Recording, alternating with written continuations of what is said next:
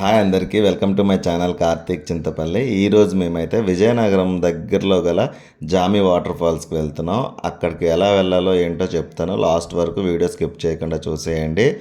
ఇదిగోండి మేమైతే వచ్చేసాం జామి వాటర్ ఫాల్స్కి.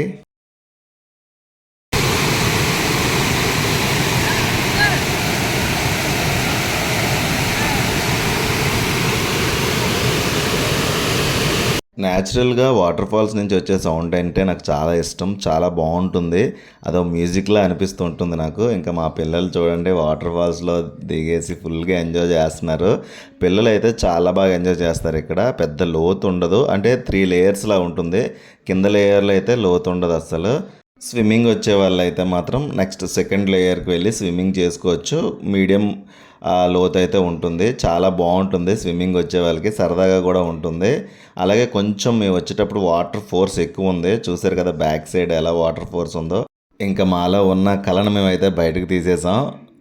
డ్యాన్సులు ఫుల్గా కుమ్మేసాము. మేము ఏ పాటకు డ్యాన్స్ వేస్తున్నామో మీకు తెలిసినట్లయితే కామెంట్ చేయండి. ఈ పాట చాలా ఫేమస్, మెగాస్టార్ చిరంజీవి గారి సాంగ్.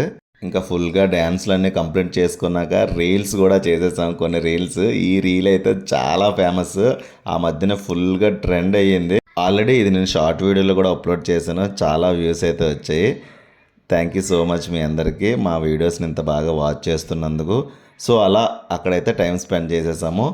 ఫ్యామిలీతో అలాగే ఫ్రెండ్స్తో కూడా వెళ్ళి ఫుల్గా ఎంజాయ్ చేయొచ్చు. ఈ వాటర్ ఫాల్స్లో అంత బాగుంటుంది.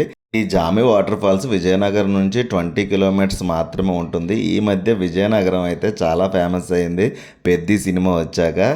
అందులో రామ్ చరణ్ గారు మన విజయనగరం కుర్రాడే కదా, సూపర్ హ్యాపీ అనిపించింది మన విజయనగరం వాళ్ళందరికీ. ఇంకా ముందుగా మనం విజయనగరం నుండి బయలుదేరి భీమ్సింగ్ షుగర్ ఫ్యాక్టరీ ఉంటుంది కదా, అక్కడ ఫ్లైఓవర్ దిగంగానే మనకి లెఫ్ట్ సైడ్ వెళ్ళిపోతే అలమండ కొత్తవలస ఆ రూట్ వెళ్తాం. అలా కాకుండా స్ట్రైట్గా జామి రూట్ వెళ్ళిపోవాలి. తర్వాత మనకి జామి విలేజ్ దాటంగానే కొత్తగా కన్స్ట్రక్షన్ చేసిన గ్రీన్ఫీల్డ్ హైవే అయితే వస్తుంది. కనిపిస్తుంది కదా మీకు, అదే గ్రీన్ఫీల్డ్ హైవే. అక్కడ నుంచి స్ట్రైట్గా మనం వెళ్ళినట్లయితే కొంచెం ముందుకు వెళ్తే ఒక పెట్రోల్ బంక్ అయితే ఉంటుంది. ఆ పెట్రోల్ బంక్ దాటంగానే మనం రైట్ సైడ్ అయితే వెళ్ళాలి.